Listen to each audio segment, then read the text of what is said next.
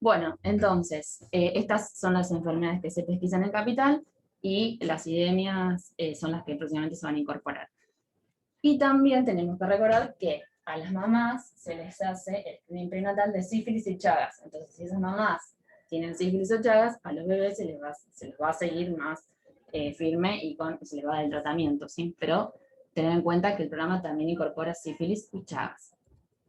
¿Y qué marcadores se utilizan? No sé si ustedes recuerdan un poco. Fenilcetonuria se pesquisa midiendo fenilalanina, que es un aminoácido. Hipotiroidismo congénito se mide TSH. Fibrosis quística se mide la proteína, el tripsinógeno, perdón, inmunoreactivo. Hiperplasia se mide 17-hidroxi. En galactosemia se mide galactosa total. En la deficiencia de biotinidasa se mide la actividad de biotinidasa. En MCAT se miden las acilcarnitinas, MSUB se mide leucina y valina, que también son aminoácidos, ¿sí?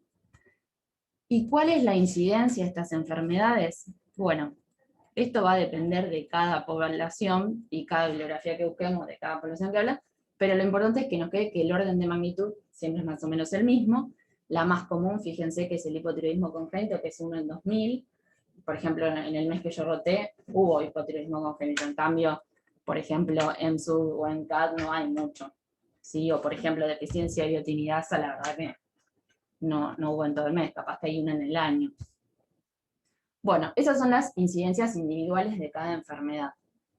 Pero yo me pregunté cuál es la incidencia de que ocurra un caso donde un bebé tenga 2 enfermedades congénitas.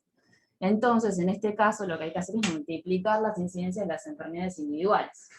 En nuestro caso, tenemos fenilcetonuria, que era 1 en 15.000, y el hipotiroidismo congénito, que era 1 en 2.000. Entonces, si hacemos la cuenta, es 1 en 30 millones. Eso es muy poco frecuente, y como les dije, Macalini me comentó que en 20 años de la pesquisa ahí nunca había tenido un caso. Tratamos de buscar casos reporte en la bibliografía, que hayan reportado casos. La verdad que no pudimos confiable así de un nene con 2 enfermedades congénitas. Así que por eso no les traje bibliografía o casos reportes.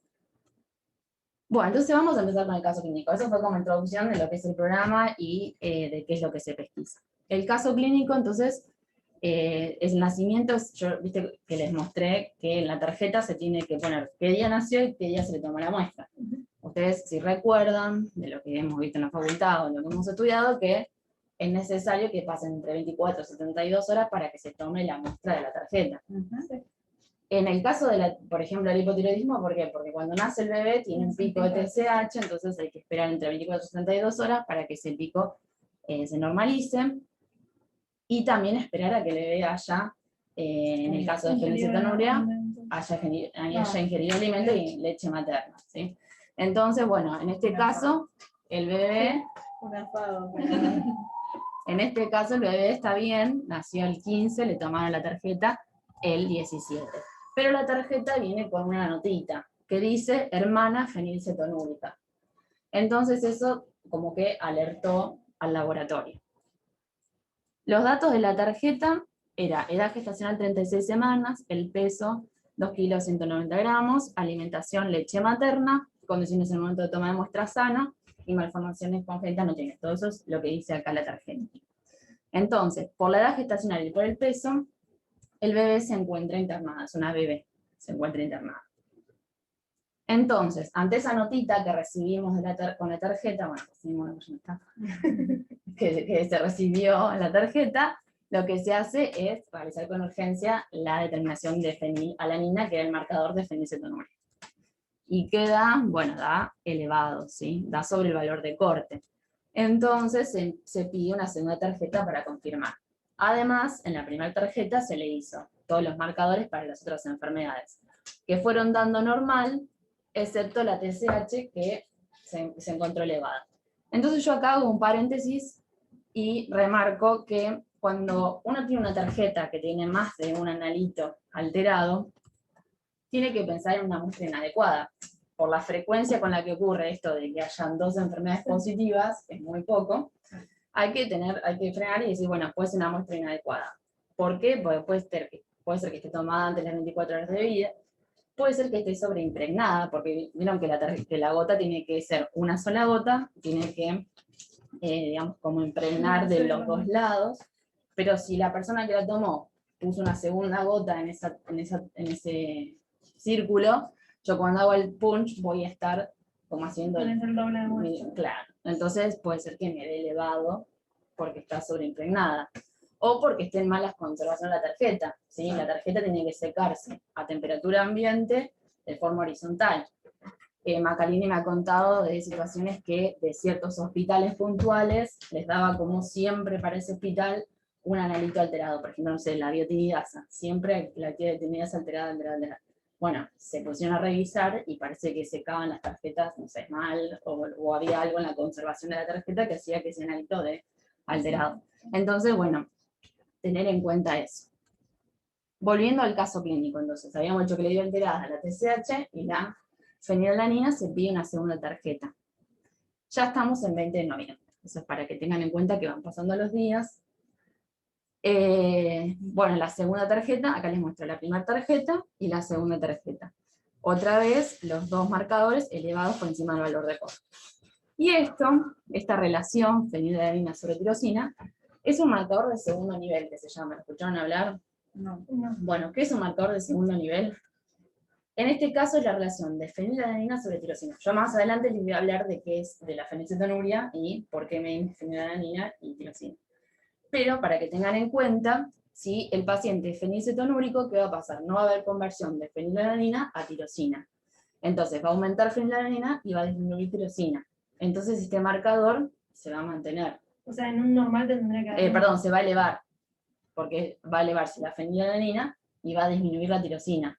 Entonces el marcador va a estar elevado, como pasa acá. Ahora, si la alimentación es parenteral, en la alimentación parenteral lo que pasa es que te dan como mucha carga de aminoácidos y de proteínas. Ahí va a estar aumentado tanto la fenilalanina como la tirosina, los dos aminoácidos. Entonces el marcador no va a aumentar la relación. Claro. ¿Sí? Entonces, este marcador de segundo nivel se utiliza para distinguir entre los falsos positivos que tenían en el laboratorio por la alimentación parenteral, porque eran muchos los falsos positivos. Entonces les traje bibliografía, este trabajo habla de las estrategias para disminuir esos falsos positivos que se dan en el laboratorio de pesquisa, principalmente en la espectrometría de masa. Los aminoácidos en la pesquisa neonatal se miden por espectrometría de masa. Es un método muy sensible, pero ¿qué pasaba? Cuando estaban alimentados con alimentación parenteral, donde tienen mucha carga de aminoácidos, estas enfermedades donde se pesquisan aminoácidos daban falsos positivos. Y eso, digamos, lleva a un impacto, no solo económico, sino para la familia. Ustedes imagínense que yo tengo a mi bebé recién nacido en mi casa y me llaman, mira, te dio mal un resultado del bebé, vuelve al laboratorio. Y es falso ese resultado. Bueno, era un impacto no solo económico, sino para la familia. Entonces se utilizaron estos marcadores del segundo nivel, que generalmente son relaciones. En el caso, por ejemplo, de fibrosis quística, también se usa esta estrategia del segundo nivel, pero en ese caso no es una relación, sino que se utiliza como otra proteína, que es la proteína pancreática. Bueno, entonces, la idea, lo que habla este trabajo es que yo antes, si tengo la screening, es normal, normal. Si es positivo, antes cuando no había marcador de segundo nivel, se iba directo a la recitación. Ahora que está este marcador de segundo nivel, si ese marcador de segundo nivel me da normal, yo no recito porque es un falso positivo. Ahora si es positivo, sí recito. Entonces como que disminuyó muchísimo en el laboratorio la recitación por falsos positivos. Bueno, y ya que estamos hablando de espectrometría de masa, recordarles cómo es el funcionamiento, no sé si se acuerdan un poco, pero la espectrometría de masa se incorpora en el Hospital Durán en el 2014, es el único hospital de la ciudad que tiene espectrometría de masa para hacer pesquisa. Entonces vieron que la red de laboratorios, los que no tienen tándem, lo mandan al Durán, y ahí se hace aminoácidos y acilcarnitinas. El espectrómetro de masa está asociado a un HPLC, pero acá el HPLC no tiene función de detección ni de separación, lo que hace es como inyectar la muestra, digamos, generar ese spray para inyectarlo en el espectrómetro de masa. Y se llama en tándem porque hay dos espectrómetros acoplados. En el primero lo que va a hacer es separar en relación masa-carga los analitos, y en el segundo lo fragmenta. Y después tenemos el detector, donde golpean, ¿se acuerdan que eso es por, digamos, por los iones? Entonces, bueno, el espectrómetro es un método muy, muy sensible, y lo que tiene es la capacidad de, en estas muestras complejas de papel de filtro, poder, digamos, distinguir y diferenciar distintos analitos. Bueno, volvemos al caso clínico. Teníamos la fenilcetonuria, digamos, la fenilalanina, el marcador de segundo nivel elevado, así que ya podemos decir que estábamos en presencia de fenilcetonuria. En el caso de la TSH hay que confirmar en suero. Yo más adelante también voy a hablar de hipotiroidismo, y ese valor de TSH no hace falta esperar la confirmación. Cuando hay un valor tan alto, se medica, no se espera confirmar, después se ve la medicación, la confirmación. Bueno, entonces, ¿qué pasó?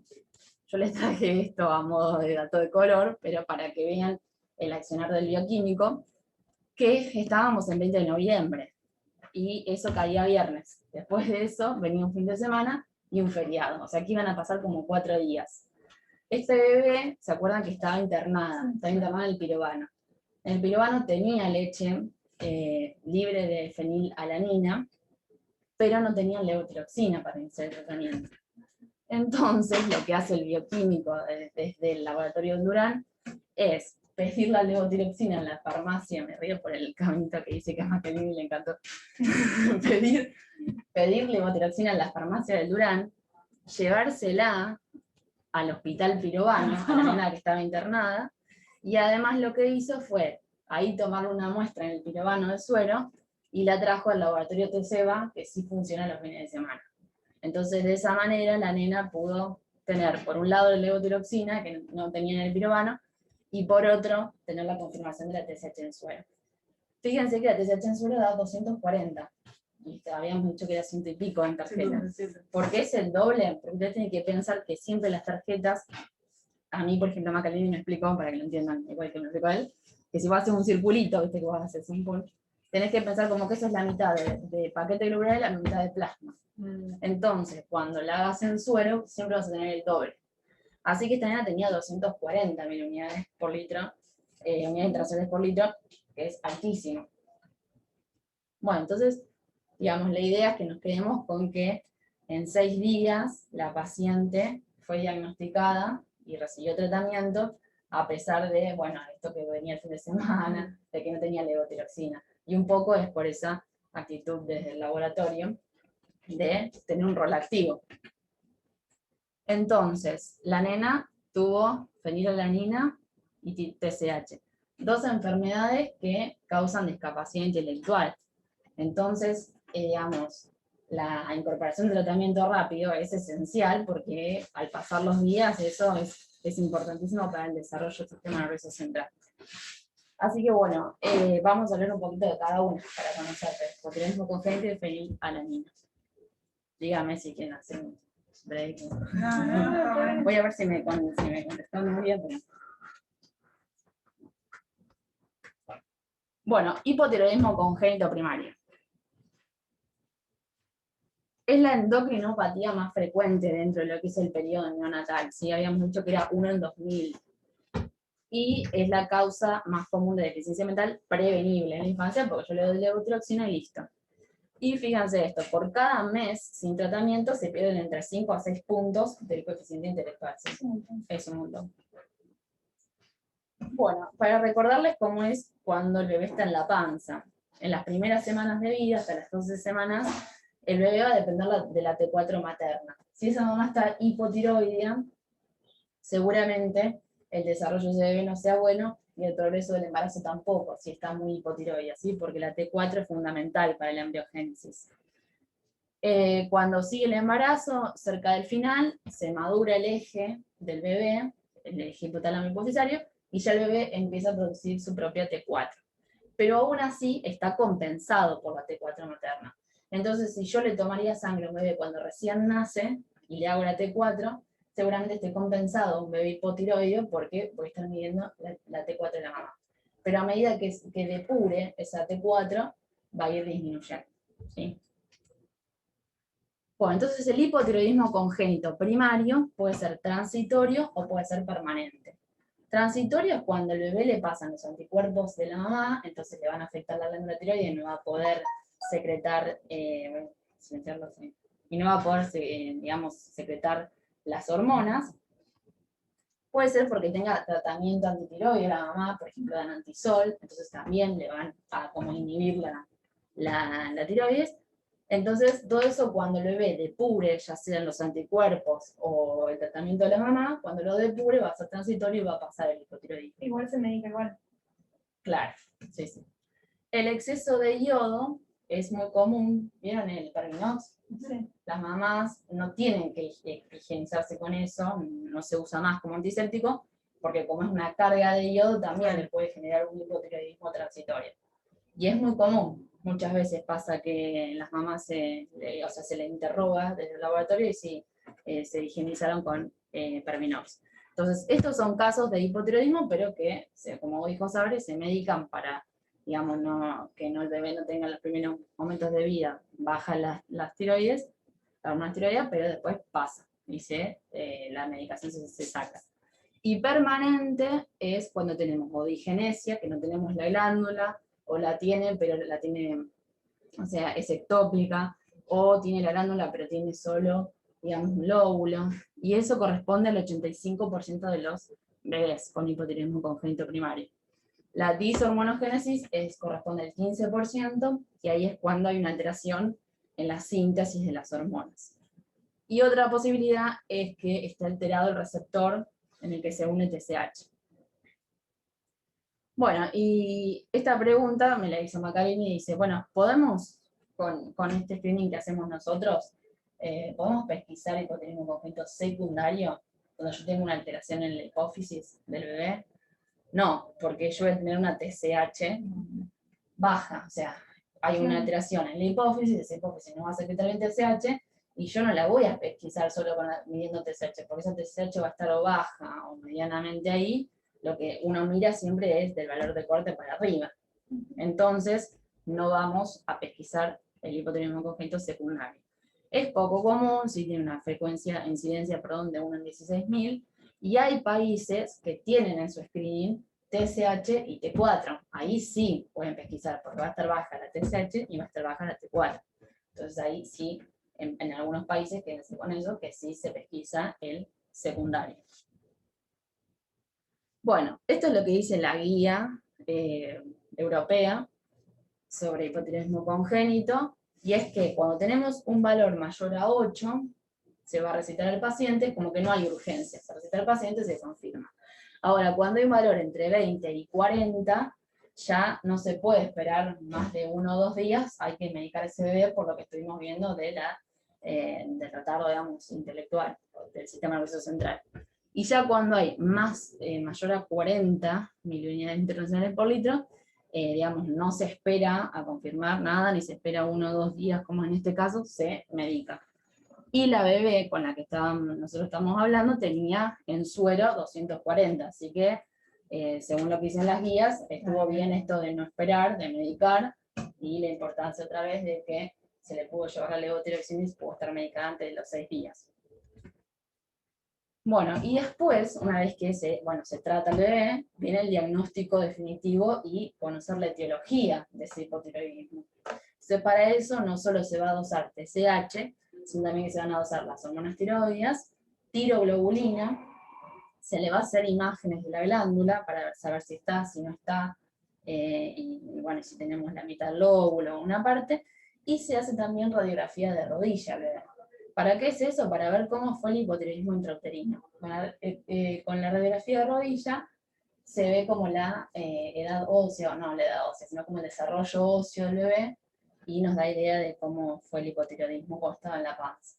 En el caso de la paciente, tenía una TSH, como vimos, de 240, la T4 total y la T4 libre estaban ahí, sí, puede ser que estén compensadas por la mamá, y tenemos tiroglobulina. Y ese dato de tiroglobulina, si no se recuerdan el valor de referencia, está un poco por arriba del valor de referencia, pero lo importante de dosar tiroglobulina es que hay glándula. Eso ya nos está diciendo algo, porque si yo no tendría la glándula, si fuera genencia, no dosaría tiroglobulina. Entonces, ese dosaje de tiroglobulina ya nos está adelantando que hay glándula tiroidea.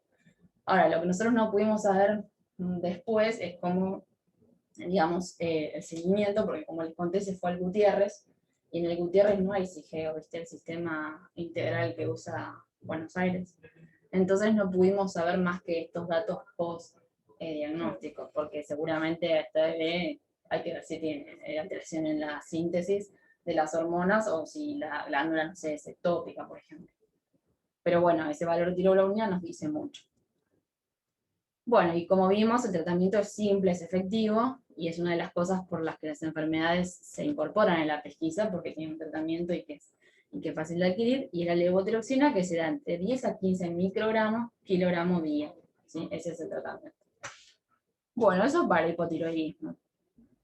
Y el objetivo del hipotiroidismo, ¿cuál es? Que en las 2 primeras semanas normalice las hormonas tiroides. O sea, en los primeros 15 días, sí o sí tiene que normalizar las hormonas tiroides, y el mantenimiento de las concentraciones de T4 libre altas durante el primer año, eso es lo que va a tener un mejor resultado intelectual del bebé, ¿sí? Pero bueno, que se quédense con la idea de que dentro de los 15 días o un mes es necesario que se normalice. Se tiene que normalizar. No, la T4, la T8 va a tardar un poco más, Claro, porque, o sea, se le administra la levotiroxina y se tiene que lograr normalizar la T4 libre. Bueno, eso para el hipotiroidismo. Ahora vamos a ver fenilcetonuria. Fenilcetonuria es una enfermedad autosómica recesiva. ¿Se acuerdan que la hermanita tenía? Nos llevó la tarjeta con la nota. Es un error congénito en el metabolismo el más frecuente, y hay muchas mutaciones que dan como resultado fenilcetonuria. Yo acá les traje la más común. Y bueno, la forma clásica, como ya vimos, causa discapacidad intelectual. Hay distintas formas de fenilcetonuria. Puede ser que la fenilcetonuria sea materna, y esto es cuando la mamá es fenilcetonúrica y durante el embarazo no está regulada, entonces tiene la fenilalanina muy alta, y eso directamente incide en el bebé. Otra forma de fenilcetonuria es lo que se llama hiperfenilalaninemia transitoria o persistente, que es cuando hay enfermedad hepática, cuando hay prematurez o cuando hay alimentación parenteral. Estas cosas nos van a dar hiperfenilalanemia, pero es algo transitorio. Y después tenemos lo que sí es la deficiencia de la enzima o del cofactor que nos va a dar la enfermedad, digamos, en el bebé. Entonces, podemos tener, como vimos, que falle la enzima o que falle el cofactor. Esto, como yo les había adelantado cuando les mostré la relación, ¿qué va a hacer? Que aumente la fenilalanina porque no hay conversión, y que disminuya la tirosina. Estas dos cosas que producen, por un lado, la fenilalanina va a pasar a la barrera hematoencefálica, va a cruzar y genera toxicidad. Y por el otro lado, la tirosina es un precursor de neurotransmisores. Entonces, la disminución de tirosina va a disminuir la presencia de neurotransmisores en el sistema nervioso central. Entonces, estas dos cosas son las que causan la deficiencia intelectual. Entonces, podemos tener la deficiencia de la enzima o la deficiencia del cofactor. En cuanto a la deficiencia del cofactor, este cofactor no solo es cofactor de la fenilalanina-hidroxilasa, sino que de otras enzimas que también sintetizan neurotransmisores. Entonces, cuando falla el cofactor, tenemos una disminución de los neurotransmisores. Y como nosotros dosamos hiperfenilalanemia, en la mayoría de los casos donde hay deficiencia de cofactor, hay hiperfenilalanemia, así que podemos dosarlo también con el screening, digamos, de la pesquisa. Bueno, ¿y cómo se clasifica la fenilcetonuria? Tenemos, antes se clasificaba en clásica, moderada o benigna persistente, que eso era de acuerdo a la concentración de fenilalanina que tenía el bebé cuando nacía, cuando se lo diagnosticaba. Pero eso no se usa más, ¿por qué? Porque había bebés que no alcanzaban realmente las concentraciones de fenilalanina que podían alcanzar cuando se lo diagnosticaba, tal vez no había llegado al máximo. Y además porque los valores de corte son bastante amplios, entonces es como que eso se dejó de estar en desuso, y ahora se clasifican como requieren tratamiento o no requieren tratamiento. ¿Quiénes van a requerir tratamiento? Los que estén por encima de 300 micromoles, y entre 300 y 600 ya se medica. Y no requieren tratamiento los que tienen menos de 360 micromoles. ¿Cuál es el tratamiento? La dieta, básicamente. Una dieta baja en fenilalanina. La fenilalanina está presente en todos los alimentos que tienen proteínas naturales. también sustituir con proteínas, porque como vamos a tener baja tirosina, va a ser importante sustituir en la dieta y incorporar tirosina, y bueno, entonces incorporar alimentos bajos en proteínas. Y en los casos donde tenemos deficiencia del cofactor, existe un análogo, que es la sapropterina, que en los casos donde hay deficiencia del cofactor, se da este análogo y mejora la actividad de la enzima. ¿Y ahí se hace dieta también? ¿O con el análogo listo? Yo supongo que si con el análogo está bien, porque vos ya vas a tener conversión de fenilalanina a tirosina. La verdad que eso no me di cuenta no me acuerdo hoy. Bueno, y los alimentos ricos en proteínas no solo nos quedamos con que solo son las carnes o los derivados de los animales, también lo que son las nueces, las semillas, soja, gelatina, el aspartamo, que es un edulcorante que está presente en un montón de alimentos, y yo les traje, por ejemplo, la etiqueta de Coca-Cola, que tiene aspartamo, y que fíjense que la etiqueta dice contiene una fuente de fenilalanina. O sea, muchos alimentos tienen esta descripción. Muchos yogures dicen contienen fenilalanina. Bueno, y esta es una guía que nos habla de la dieta de los poliincetonúricos. No se lee mucho, pero les digo lo que dice. Estos son los alimentos que sí pueden comer. Generalmente las frutas tienen baja cantidad de fenilalanina. Los panificados, ¿sí? Entonces todo eso es como una dieta libre que pueden comer. Bueno, ¿y cuál es el objetivo? Como les conté, se medica a los que tienen más de 360 micromoles. Entonces, el objetivo es, para los nenes que son chiquitos y para las mujeres embarazadas, entre 120 a 300 micromoles, la idea que se mantenga ahí. Y ya cuando son pacientes más adultos, se les permite que tengan valores un poquito más altos de fenilalanina. Lo que pasa es que cuando van creciendo, como que van dejando la dieta, ¿sí? Porque piensen que esto es una dieta de por vida. Claro. Entonces, bueno, pasa mucho que cuando crecen y son adultos van abandonando la dieta, y bueno, igual se les permite un poco más de conservación de fenilalanina, porque piensen que lo importante es cuando le ves chiquito, que está creciendo y que está en desarrollo, y cuando la mujer está embarazada, que no puede, digamos, el bebé estar a altas concentraciones de fenilalanina. Entonces esos dos, bebé chiquito, menos de 12 años, y embarazada, es donde hay que ajustar los valores de fenilalanina. Bueno, están cansadas, se quedan poco. Entonces, para terminar, como ya les dije, quería resaltar esto de la recitación en el laboratorio de pesquisa, porque es lo que más me llevo. Vieron que ahora no solo tenemos preanalítica, analítica y postanalítica, sino pre y post. Así que me parece que una parte de la post-analítica es la recitación.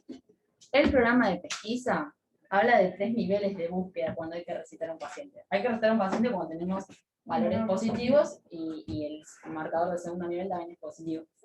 Entonces, primer nivel dice que el laboratorio tiene que llamar al grupo familiar.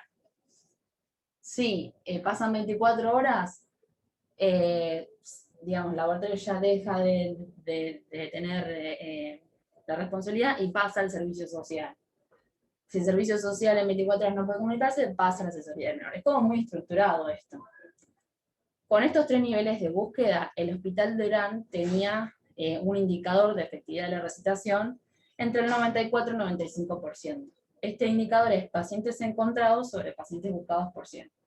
Entonces, fíjense que hasta el 2016 tenía una efectividad de recitación del 94-95%. ¿Qué pasó ahí? Que subió y hoy está al 100%. Ay, disculpa el otro lado. Hubo una acción de mejora. ¿En qué consistió esa acción de mejora? Se incorporaron nuevos canales de búsqueda.